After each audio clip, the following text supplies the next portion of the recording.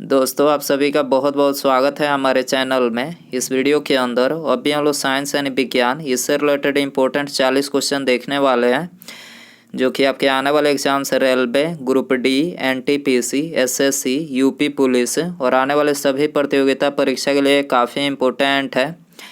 तो दोस्तों आप इस वीडियो को बहुत ध्यान से लास्ट तक देखिए और चैनल पर आया है तो चैनल को सब्सक्राइब कर पास में जो घंटी का निशान है उसे भी ऑन कर दें, ठीक है। और ये टोटल 40 क्वेश्चन है। आप इनमें से कितने क्वेश्चन जो है सही कर पाते हैं अपना स्कोर कमेंट बॉक्स में ज़रूर बताएं। तो चलिए शुरू करते हैं। देखिए यहाँ पर पहला क्वेश्चन दिया गया है, बच्चों में प्रोटीन की न्यूनता के कारण जो रोग उत्पन्न होता है वह निम्नलिखित में से कौन सा है। देखिए ये वेरी इंपॉर्टेंट क्वेश्चन है, बहुत बार ये क्वेश्चन एग्जाम में पूछा गया है। तो बच्चों में प्रोटीन की न्यूनता के कारण जो रोग उत्पन्न होता है वो है मेरास्मस रोग, ठीक है। कौन सा रोग है? मेरास्मस रोग है। और ये सबसे ज़्यादा जो है छोटे जो बच्चे होते हैं उनमें देखने को मिलता है प्रोटीन की कमी के कारण से, ठीक है। इसके अलावा यदि हम बात करें पिलागरा रोग, तो पिलागरा रोग किसके द्वारा होता है? तो ये विटामिन B3 की कमी से, ठीक है। पिलागरा जो रोग होता है वो विटामिन B3 की कमी से होता है। बेरी की बात करें तो विटामिन B1 की कमी से बेरी होता है। और रिकेट्स जो होता है ये विटामिन D की कमी से रिकेट्स होता है, ठीक है। याद रखना है आपको। क्वेश्चन नंबर 2 है, निम्नलिखित में से कौन प्लाज्मोडियम परजीवी का वाहक है? वेरी इंपॉर्टेंट क्वेश्चन ये भी है। प्लाज्मोडियम परजीवी का वाहक कौन सा है? तो मच्छर जो होता है ये प्लाज्मोडियम परजीवी का वाहक होता है, ठीक है। आंसर हो जाएगा ऑप्शन ए। क्वेश्चन नंबर 3 है, हाइड्रोफोबिया निम्नलिखित में से किसके द्वारा होता है? देखिए ये बहुत ही खतरनाक बीमारी है, ठीक है। पागल जो कुत्ते होते हैं उन्हीं के काटने से जो है, पागल कुत्ते के काटने से जो है विषाणु यानी वायरस के द्वारा ये रोग फैलता है, मतलब होता है, ठीक है। और समय पर यदि इंजेक्शन यानी टीका यदि न लगाया जाए, ठीक है, हाइड्रोफोबिया का, ठीक है, हाइड्रोफोबिया का यदि समय से टीका न लग पाए तो जो है हाइड्रोफोबिया हो जाता है, ठीक है। बहुत ही खतरनाक बीमारी है, आपको याद रखना है। क्वेश्चन नंबर 4 है, निम्नलिखित में से कौन सा रोग जीवाणु के द्वारा नहीं होता है? आपको बताना है इन चारों में कौन सा रोग जो है जीवाणु के द्वारा नहीं होता है। तो देखिए एड्स जो है ये जीवाणु के द्वारा नहीं होता है। एड्स किसके द्वारा होता है? विषाणु यानी जो वायरस होता है उसी के द्वारा जो है एड्स होता है, ठीक है। और एड्स की जांच के लिए किसका प्रयोग किया जाता है? तो एलिसा एक टेस्ट किया जाता है, ठीक है। आपको याद रखना है एलिसा एक टेस्ट किया जाता है, उसी के द्वारा जो एड्स का पता लगाया जाता है। आंसर हो जाएगा ऑप्शन ए। क्वेश्चन नंबर 5 है, हृदय की धड़कन को नियंत्रित करने के लिए निम्नलिखित में से कौन सा खनिज आवश्यक है? तो हृदय की धड़कन को नियंत्रित करने के लिए जो है ये पोटेशियम खनिज आवश्यक है, ठीक है। आपको याद रखना है कौन सा खनिज है? पोटेशियम। आंसर हो जाएगा बी। क्वेश्चन नंबर 5 है, निम्नलिखित में से कौन सा एक पोटेशियम की अल्पता से संबंधित है? आपको बताना है पोटेशियम की अल्पता से इनमें से कौन संबंधित है। तो ये है निम्न रक्तचाप, ठीक है। पोटेशियम की अल्पता मतलब न्यूनता के कारण से जो है निम्न रक्तचाप होता है।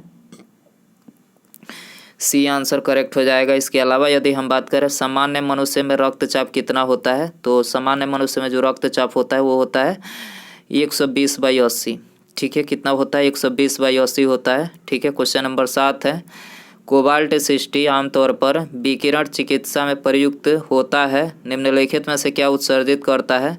तो देखिए कोबाल्ट 60 जो है क्या उत्सर्जित करता है? तो ये उत्सर्जित करता है गामा किरणें। याद रखना है कौन सी किरणें? गामा किरणें उत्सर्जित करता है। आंसर हो जाएगा बी। क्वेश्चन नंबर 8 है, एल्जाइमर रोग मानव शरीर के किस अंग को प्रभावित करता है? एल्जाइमर जो रोग होता है वो मानव शरीर के किस अंग को प्रभावित करता है? तो ये प्रभावित करता है मस्तिष्क को, ठीक है। मस्तिष्क को प्रभावित करता है। आंसर हो जाएगा सी। क्वेश्चन नंबर 9 है, पोलियो निम्नलिखित में से किसके कारण होता है? Very important question. पोलियो किसके कारण से होता है? विषाणु के कारण से होता है, याद रखना है बी आंसर हो जाएगा।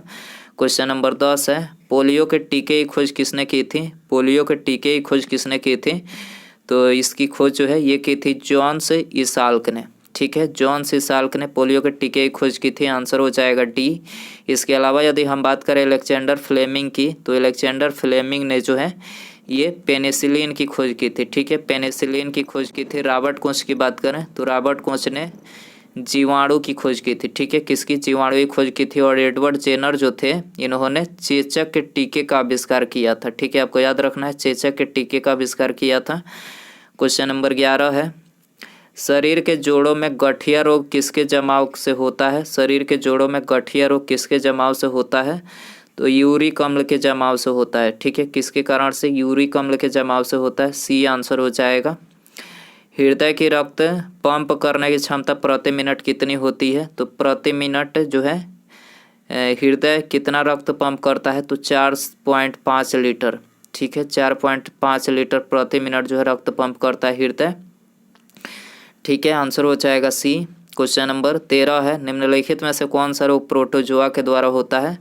आपको बताना है कि इनमें से कौन सा रोग प्रोटोजोआ के द्वारा होता है? मलेरिया। ठीक है, मलेरिया जो होता है प्रोटोजोआ के द्वारा होता है। आंसर हो जाएगा बी।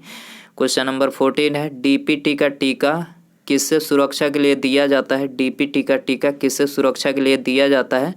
डिप्थीरिया, कुकुर खांसी और टीटनेस की सुरक्षा के लिए जो है डीपीटी का टीका दिया जाता है। आंसर हो जाएगा सी। क्वेश्चन नंबर 15 है, लंबे समय तक उपवास रहने पर सर्वाधिक प्रभाव शरीर के किस अंग पर पड़ता है? तो सर्वाधिक जो प्रभाव पड़ता है तो ये गुर्दे पर पड़ता है। ठीक है, लंबे समय तक उपवास रहने पर जो है ये गुर्दे पर सर्वाधिक प्रभाव पड़ता है। आंसर हो जाएगा बी। क्वेश्चन नंबर 16 है, पोलियो का वायरस यानी विषाणु शरीर में किस प्रकार प्रवेश करता है? तो पोलियो का जो वायरस होता है तो ये शरीर में दूषित भोजन तथा जल से जो है प्रवेश करता है। ठीक है, आंसर हो जाएगा बी। क्वेश्चन नंबर 17 है, निम्नलिखित में से कौन सा रोग कीट के काटने से होता है? कीट के काटने से कौन सा रोग होता है? डेंगू रोग होता है। ठीक है, कौन सा रोग? डेंगू रोग होता है। आंसर हो जाएगा बी। क्वेश्चन नंबर 18 है, ब्रेन की बीमारी की जांच किसके द्वारा किया जाता है? ब्रेन की बीमारी की जांच किसके द्वारा किया जाता है? ईईजी के द्वारा। याद रखना है किसके द्वारा? ईईजी के द्वारा किया जाता है। एक और क्वेश्चन पूछा जाता है ईसीजी। आपको याद रखना है ईसीजी के द्वारा किसकी जांच की जाती है? तो हृदय की जो गतिविधियाँ होती है उसको जांच करने के लिए जो है ईसीजी का प्रयोग किया जाता है। ठीक है दोस्तों, यदि आपको वीडियो पसंद आ रहा है तो प्लीज़ वीडियो को लाइक ज़रूर करें। ठीक है, और दोस्तों यदि आपके कोई इन चीज़ों की तैयारी कर रहा है तो उसको भी ये वीडियो शेयर कर सकते हैं। और चैनल पर आया है तो चैनल को सब्सक्राइब करके बेल आइकन जरूर से ऑन कर दीजिएगा।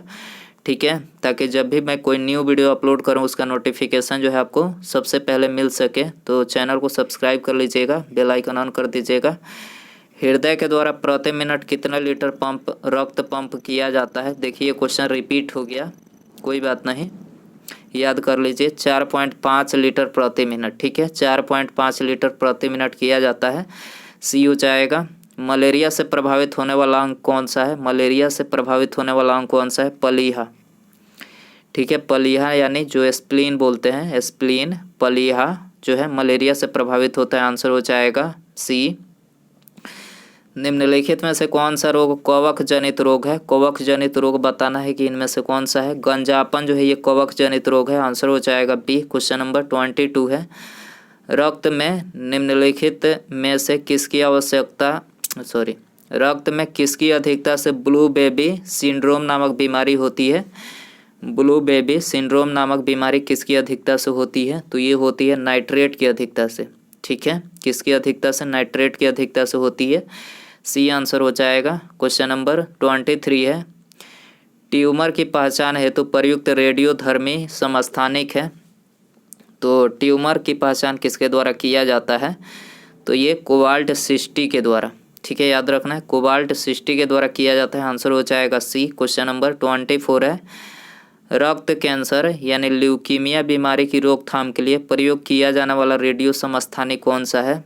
वेरी इंपॉर्टेंट क्वेश्चन है। रक्त कैंसर यानी ल्यूकीमिया की बीमारी की रोकथाम के लिए किसका उपयोग किया जाता है आपको बताना है। तो ये किया जाता है कोबाल्ट 60। ठीक है, कोबाल्ट 60 आपको याद रखना है। ठीक है, कोबाल्ट 60 जो है इसका करेक्ट आंसर रहेगा। क्वेश्चन नंबर 25 है, डेंगू बुखार। डेंगू एक बुखार है जो उत्पन्न होता है तथा दूसरे मनुष्य में पहुंचता है। किसके द्वारा पहुंचता है? वायरस और मादा एंडिस मच्छर के काटने से पहुंचता है। ठीक है, आंसर हो जाएगा ये। क्वेश्चन नंबर 26 है, डेंगू बुखार में मानव शरीर में किसकी कमी हो जाती है? किसकी कमी हो जाती है? प्लेटलेट्स की। ठीक है, डेंगू बुखार में मानव शरीर में जो है प्लेटलेट्स की कमी हो जाती है। आंसर हो जाएगा बी। क्वेश्चन नंबर 27 है, सिलिकासिस निम्नलिखित में से क्या है? तो देखिए सिलिकासिस जो है ये एक फेफड़े से संबंधित बीमारी है। क्या है? फेफड़े से संबंधित बीमारी है। आंसर हो जाएगा सी। क्वेश्चन नंबर 28 है, निम्नलिखित में से कौन संक्रमित मच्छर के काटने से नहीं होता है? संक्रमित मच्छर के काटने से इनमें से कौन सा नहीं होता है? तो प्लेग। ठीक है, प्लेग जो है संक्रमित मच्छर के काटने से नहीं होता है। क्वेश्चन नंबर 29 है, मानव शरीर में लोहे की कमी से कौन सा रोग उत्पन्न होता है? मानव शरीर में लोहे की कमी से कौन सा रोग उत्पन्न होता है? रक्तहीनता। ठीक है, रक्तहीनता उत्पन्न होता है। आंसर हो जाएगा सी। क्वेश्चन नंबर 30 है, संतान को जन्म देने के बाद स्त्री के गर्भाशय का भार कितना हो जाता है? Very important question. जन्म देने के बाद स्त्री का जो गर्भाशय होता है उसका भार कितना हो जाता है? 100 ग्राम। ठीक है, आपको याद रखना है कितना हो जाता है। आंसर हो जाएगा डी। इसके अलावा यदि हम बात करें, वह स्त्री जिसने कभी संतान को जन्म न दिया हो उसके गर्भाशय का भार पूछा जाए कितना होता है, तो उसका जो होता है 50 ग्राम होता है। ठीक है, और जिसने जन्म दिया उसके बाद जो है उसका भार 100 ग्राम होता है। ठीक है, आपको याद रखना है दोनों बातें। निम्नलिखित में से किस तत्व की कमी से घेंघा रोग होता है? वेरी मतलब इजी क्वेश्चन है ये। तो घेंघा रोग आप सभी को पता ही होगा कि आयोडीन की कमी से होता है। ठीक है, आंसर हो जाएगा बी। ल्यूकीमिया एक प्रकार का कैंसर है जिसमें असाधारण बढ़ोतरी होती है। तो ल्यूकीमिया में किसकी बढ़ोतरी होती है? तो ये श्वेत रक्त कोशिकाओं की संख्या में, याद रखना है किसकी मतलब किस में बढ़ोतरी होती है? तो श्वेत रक्त कोशिकाओं की संख्या में। ठीक है, आंसर हो जाएगा डी। क्वेश्चन नंबर 33 है, एथलीट फुट नामक रोग किसके कारण होता है? एथलीट फुट नामक जो रोग होता है किसके द्वारा होता है? तो ये होता है कवक से।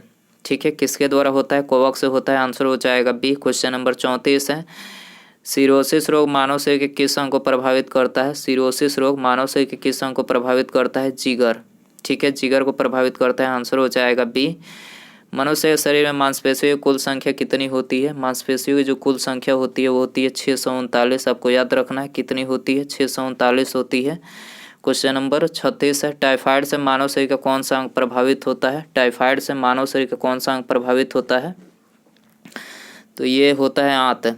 ठीक है, इंटेस्टाइन जो होता है ये टाइफाइड से प्रभावित होता है। ये आंसर हो जाएगा। निम्नलिखित में से कौन सा रोग विषाणु यानी वायरस के द्वारा होता है?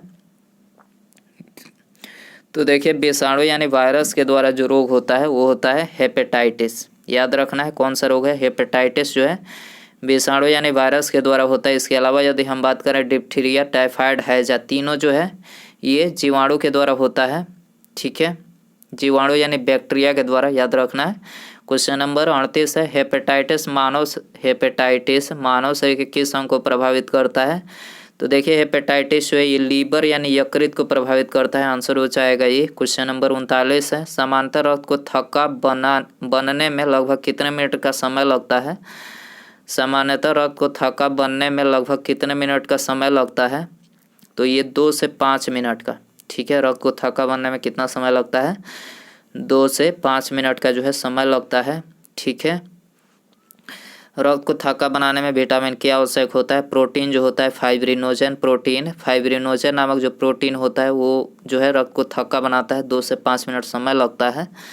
टिटनेस रोग के कारण मनुष्य का कौन सा अंग प्रभावित होता है? टिटनेस रोग के कारण मनुष्य का कौन सा अंग प्रभावित होता है? तो ये तंत्रिका तंत्र जो होता है ये प्रभावित होता है। आंसर हो जाएगा ये। क्वेश्चन नंबर 40 है, मनुष्य के शरीर में कुल हड्डियों की संख्या कितनी होती है? मनुष्य के शरीर में कुल हड्डियों की संख्या कितनी होती है? 29 होती है। कितनी होती है? 29। आपको याद रखना है डी आंसर हो जाएगा। पूरे बॉडी में कितनी हड्डियां पाई जाती है? 206 हड्डियां पाई जाती है। पूरे शरीर में 206 हड्डियां पाई जाती है। सबसे बड़ी हड्डी फीमर होती है। सबसे छोटी हड्डी स्टेपिस होती है जो कि कान में पाई जाती है। कान में हड्डियों की संख्या 3 पाई जाती है। याद रखना है कितने पाई जाती है? 3 हड्डियां जो है मनुष्य कान में पाई जाती है। छोटी आंत लगभग कितनी मीटर लंबी होती है? छोटी जो आंत होती है वो लगभग कितनी मीटर लंबी होती है? ये आपके लिए होमवर्क क्वेश्चन रहेगा। ठीक है, 7 मीटर, 5 मीटर, 8 मीटर या फिर 9 मीटर। सही आंसर जो है आप इसका कमेंट बॉक्स में ज़रूर बताएं। और यदि आपको वीडियो पसंद आया रहेगा, मतलब आया होगा, तो प्लीज़ वीडियो को लाइक ज़रूर कर दीजिएगा और अपने दोस्तों में शेयर इसे कर दीजिएगा। ठीक है, और चैनल पर नए होंगे तो चैनल को सब्सक्राइब करके बेल आइकन जरूर से